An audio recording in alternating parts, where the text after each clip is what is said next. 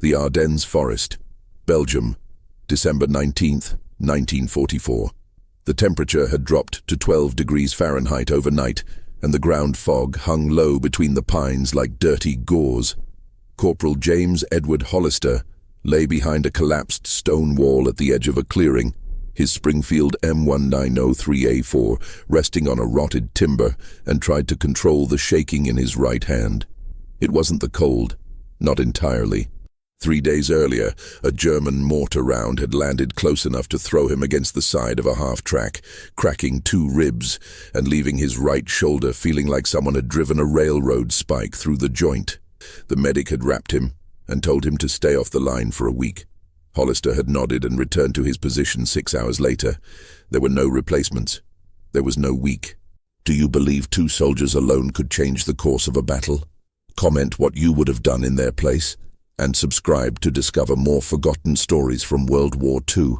He blinked sweat from his eyes despite the cold and watched the tree line 400 yards to the east. His breathing came shallow and uneven. Each inhale felt like broken glass shifting under his skin. The Unertl scope mounted on the rifle was fogged at the edges, and he'd wiped it twice already with a piece of torn undershirt.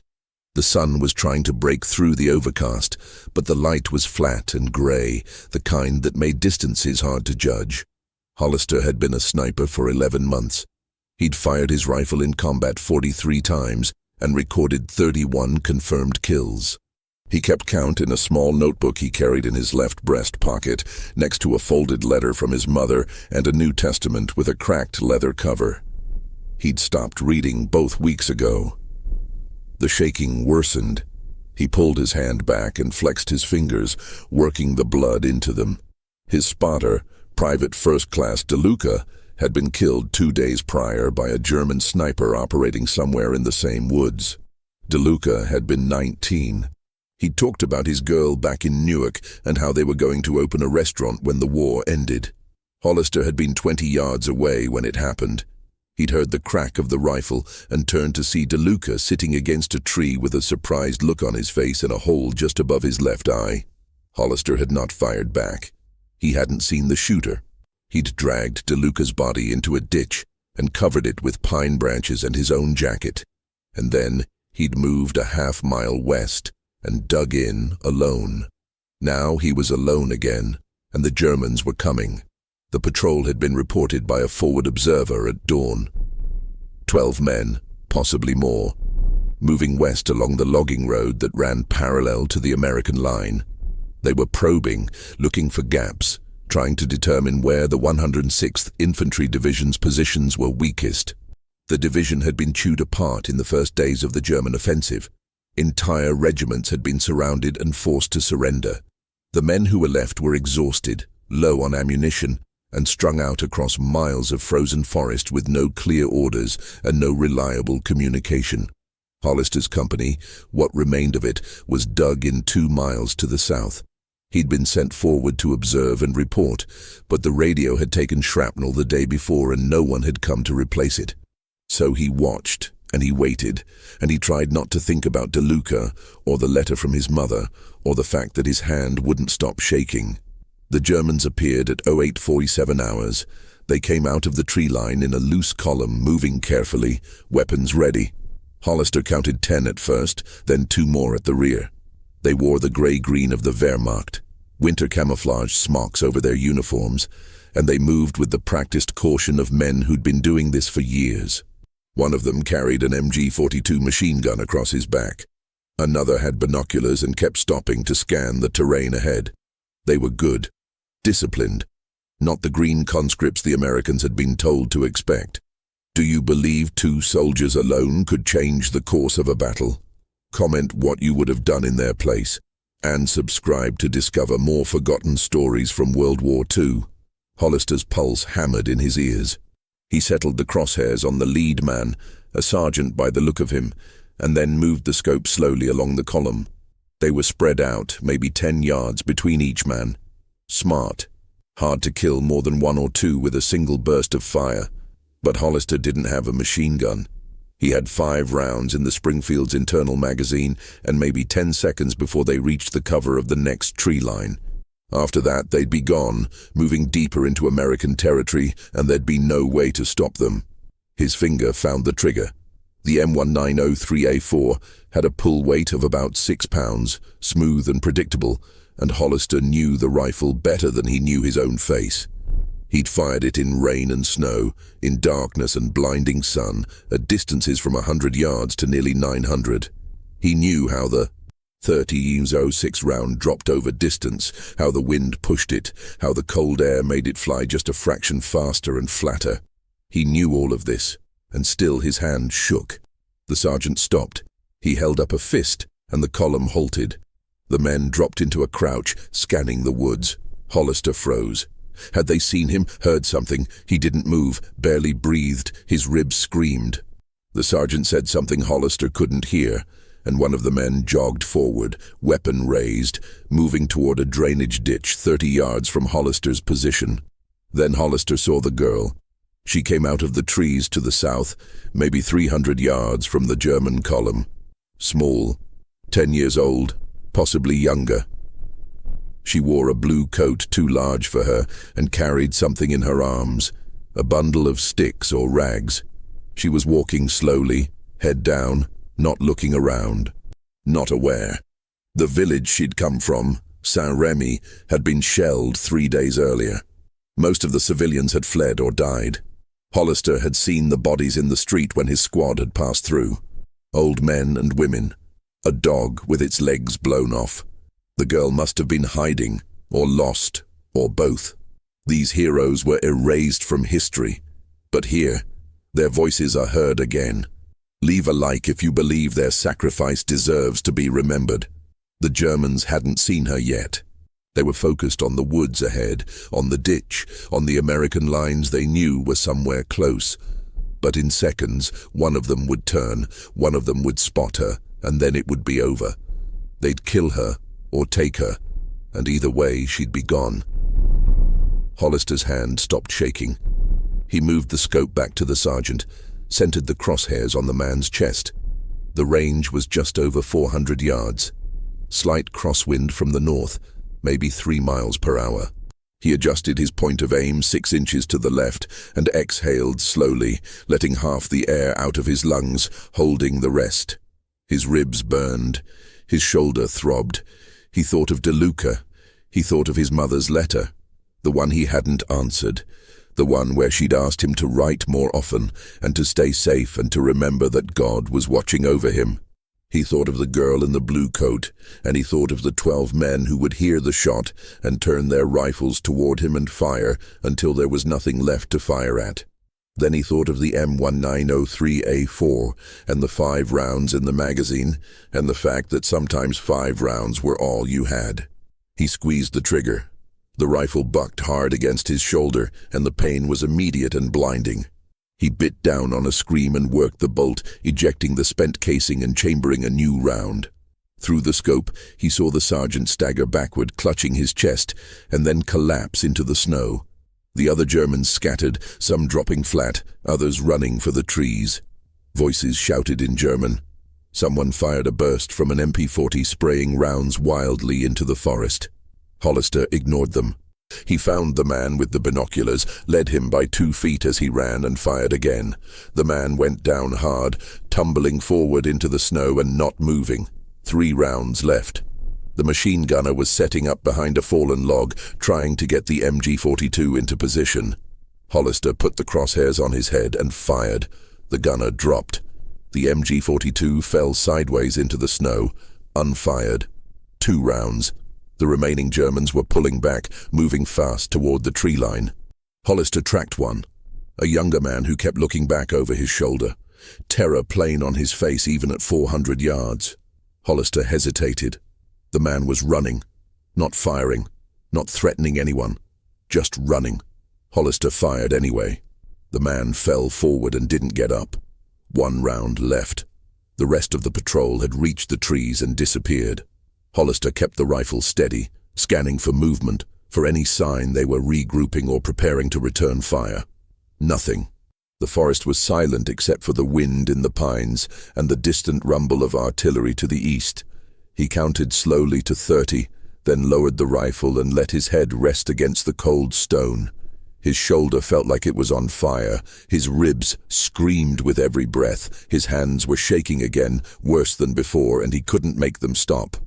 He thought he might vomit, but he swallowed it down and forced himself to look toward the drainage ditch where the girl had been. She was gone. She'd run when the shooting started, disappeared back into the trees, and Hollister didn't know if she'd made it to safety or if she was lying dead in the snow somewhere he couldn't see. He didn't know, and he realized with a sick, hollow feeling that he might never know. He stayed behind the wall for another 20 minutes, waiting, watching. No one came. The German patrol didn't return. No American forces moved up to investigate the shooting. Hollister was alone with 4 bodies cooling in the snow and 1 round left in his rifle. And he understood in that moment that nothing he'd done mattered. The Germans would send another patrol. The Americans would keep retreating. The girl, if she'd survived, would die of cold or hunger or the next artillery barrage. And he would stay here, or move to another wall, or another ditch, and do it all again tomorrow. He pulled the bolt back and extracted the last cartridge from the chamber, held it in his hand. The brass was cold and smooth, and the bullet at the tip gleamed dully in the grey light. He thought about loading it back into the rifle. He thought about not loading it. He thought about a lot of things, and none of them made sense anymore. Then he heard the engines.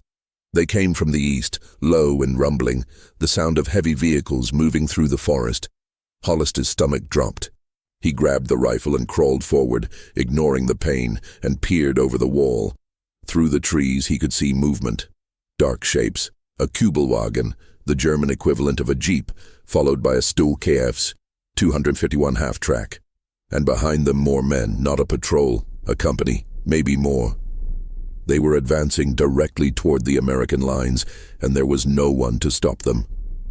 Hollister slid back behind the wall and fumbled for the radio he knew didn't work. He keyed the handset anyway, whispering into it, calling for anyone, anything. Static. He tried again. Nothing. He looked at the Springfield, at the single round still in his hand, and he understood that he had a choice to make. He could run, move south, find his company, report what he'd seen, let someone else deal with it. Or he could stay. 1 man, 1 rifle, 1 bullet, against 50. He thought of DeLuca, he thought of the girl. He thought of his mother, and the New Testament, and all the Sundays he'd spent in church listening to sermons about duty and sacrifice, and the cost of doing what was right, even when it hurt. He loaded the round into the chamber and closed the bolt. The half-track stopped 200 yards from his position. Men climbed out, spreading into a skirmish line, and an officer stepped forward, pointing toward the American lines and barking orders. Hollister settled the crosshairs on the officer's chest. His hand was steady now, completely steady. He didn't understand why, and he didn't question it. He had 1 bullet, and he had to make it count. But not yet. Not the officer. That would scatter them, slow them down, but it wouldn't stop them. He needed something else. Something that would matter. His eyes moved across the scene, searching, calculating, and then he saw it. Strapped to the side of the half-track, covered with a canvas tarp, were 4 large metal drums. Fuel, gasoline or diesel, enough to keep the vehicle and maybe others running for days. And next to them, barely visible beneath the tarp, the distinct shape of ammunition crates, stacked high. Enough to supply an entire company for a sustained engagement. If he could hit one of those drums, if he could make it ignite, the explosion would destroy the half-track, the fuel, the ammunition. It would kill anyone standing nearby and throw the entire advance into chaos. It might buy the American lines enough time to regroup, to call in artillery, to mount a defense. It was a 400-yard shot at a target maybe 18 inches across, partially obscured, with wind and cold, and a rifle that had been fired hard for days. And if he missed, he'd have nothing left. No round, no options. Just a choice between running or dying where he lay. Hollister adjusted his position, wedging the rifle more firmly against the timber. He found the drums in the scope and centered the crosshairs on the closest one, just below the canvas edge where he could see a sliver of metal. His breathing slowed. His heartbeat steadied, everything else fell away. The pain, the cold, the fear. There was only the rifle and the target and the knowledge that this was the moment everything would be decided. He whispered a prayer. Not for himself. For the men on the line. For the girl in the blue coat. For DeLuca. For everyone who died and everyone who was about to. Then he fired. The recoil drove into Hollister's shoulder like a hammer, and for a heartbeat there was nothing but the crack of the rifle echoing through the trees and the metallic clink of the empty casing hitting stone. Then the world caught fire. The bullet punched through the canvas tarp and struck the fuel drum dead center. For a fraction of a second, nothing happened. Then a spark, a flash, and the drum erupted in a column of orange flame that climbed 30 feet into the air. The explosion was instantaneous and massive. The fuel drums detonated in sequence, one after another, each blast feeding into the next, and the ammunition crates went up with a roar that sounded like the sky tearing open. The half-track lifted off the ground, twisted sideways, and came apart in a shower of burning metal. Men caught in the blast simply disappeared, vaporized or thrown so far into the trees that Hollister never saw them land. The shockwave hit him a second later, a wall of heat and pressure that slammed into the stone wall and sent pieces of rock spinning past his head. He ducked, covering his face, and felt the heat wash over him even at 200 yards.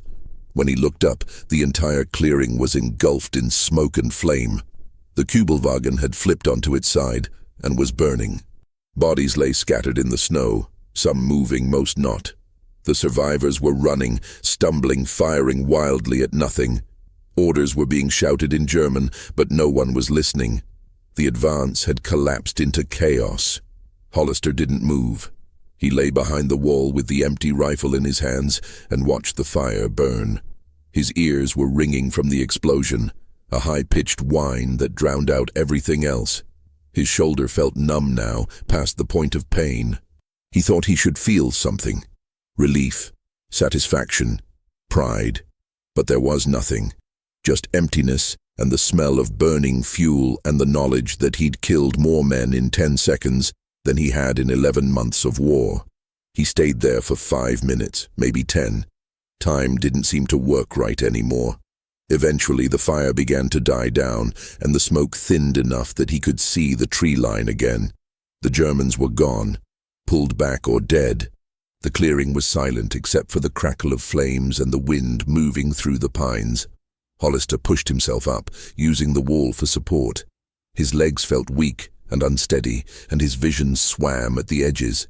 He collected the spent casings from his 5 shots and put them in his pocket, a habit drilled into him during training.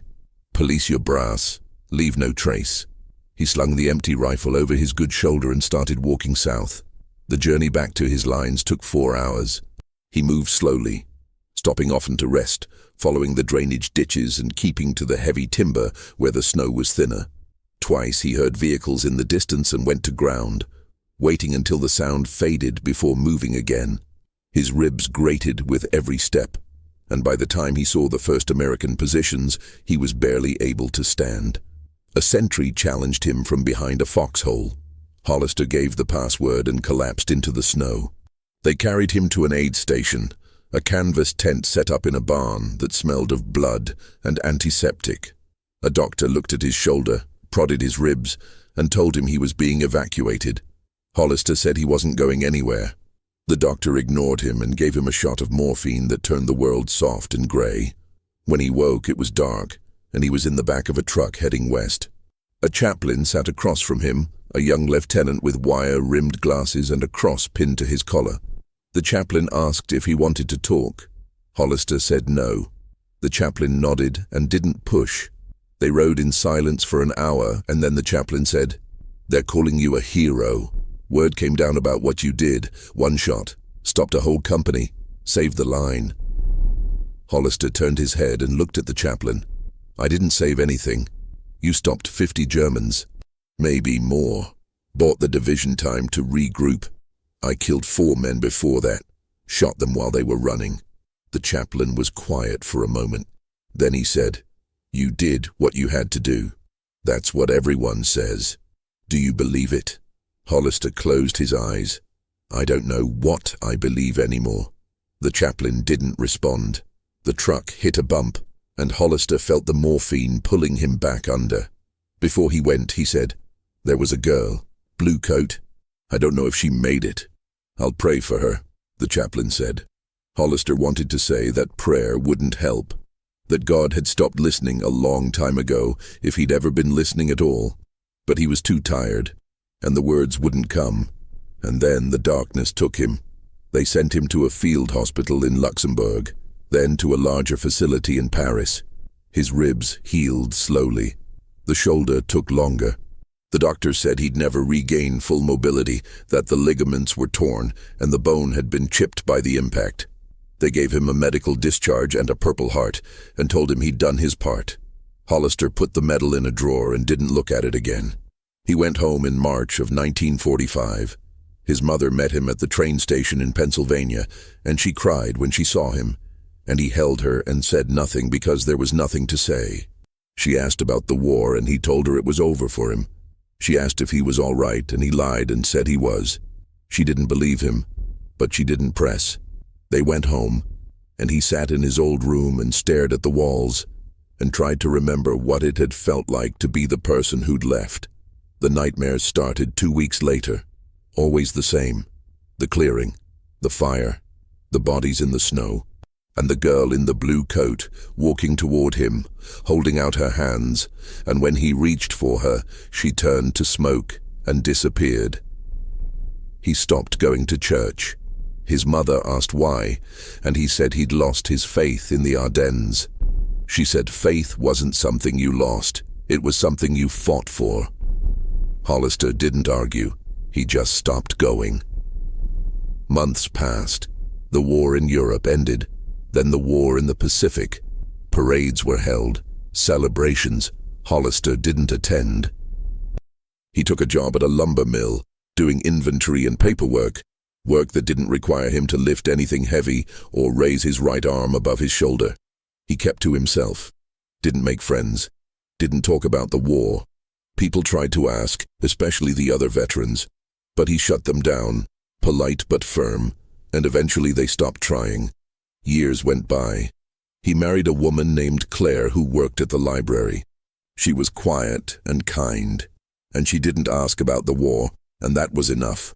They had 2 children, a boy and a girl. Hollister taught them to read and to fish and to say their prayers at night, even though he didn't say his own anymore.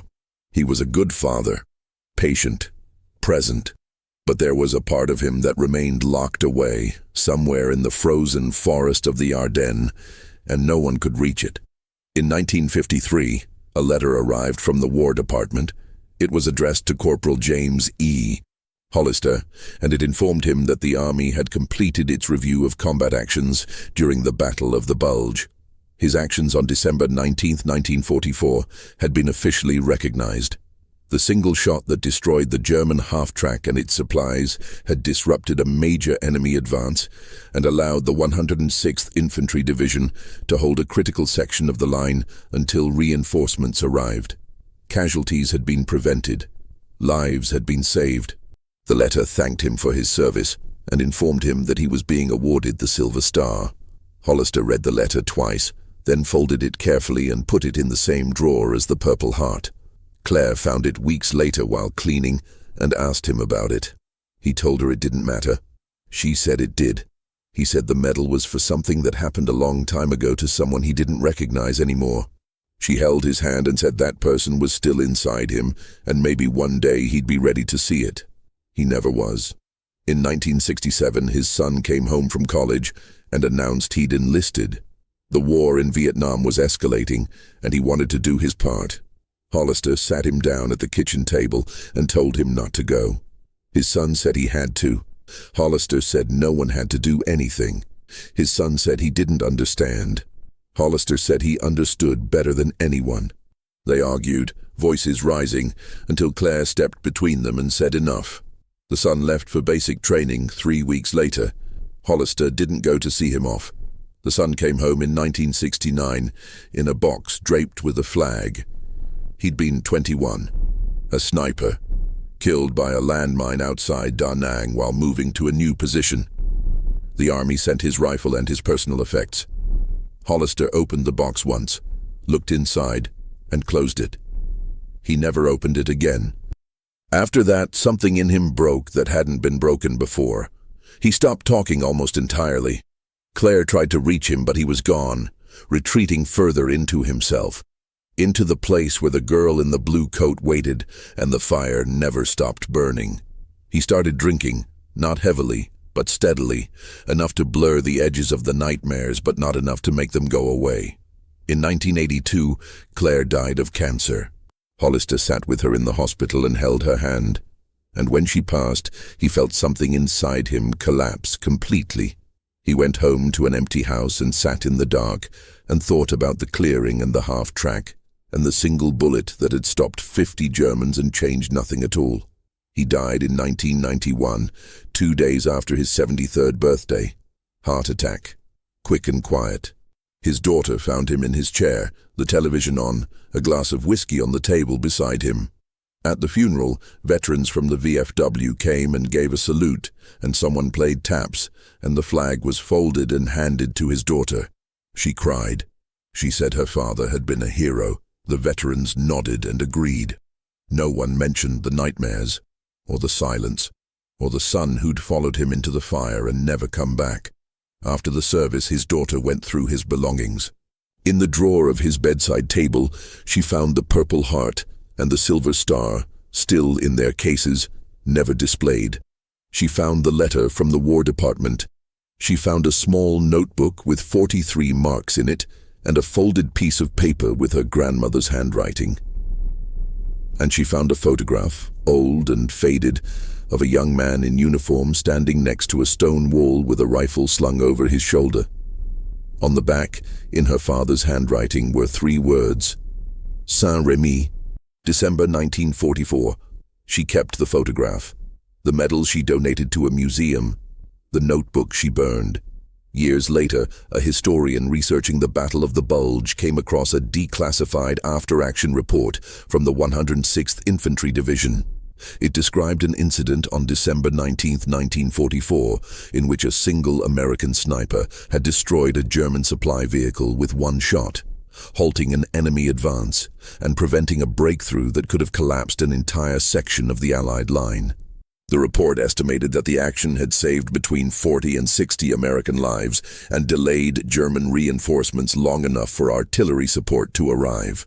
The historian tried to identify the sniper, but found no name in the records. Just a designation. Unknown. Corporal. Company G. He searched for months, cross-referencing casualty lists and medal citations, but came up empty. Eventually, he gave up. The sniper remained anonymous, one more ghost in a war full of them. But in the village of Saint-Rémy, there is a small cemetery on the eastern edge of town, where the dead from the war are buried. Most of the graves are marked with crosses or stars of David, names carved into white stone. But there is one grave near the back, beneath a spreading oak tree, that is different. The marker is simple, just a flat stone with an inscription in French. To the unknown soldier who saved a child. God remembers what we forget. No one knows who placed it there. The locals say it appeared sometime in the 1950s, after the town was rebuilt. Some say it was the girl herself, the one in the blue coat, though no one can prove it. Others say it was her parents, or a grateful villager, or perhaps a soldier who survived the war and came back to pay his respects. The stone is still there, weathered, covered with moss. But every December someone places fresh flowers on it. Small, white, tied with a blue ribbon. And in the winter, when the snow falls and the wind moves through the bare branches of the oak, it sounds almost like a voice, whispering through the cold, saying thank you to a man who never believed he deserved it, and who died without ever knowing whether the girl he saved had lived. But she did, and she remembered, and in the end, perhaps that was enough. End. If you also feel moved by real stories from World War II, join our community. Turn on the notification bell and tell us in the comments which country's story impressed you the most.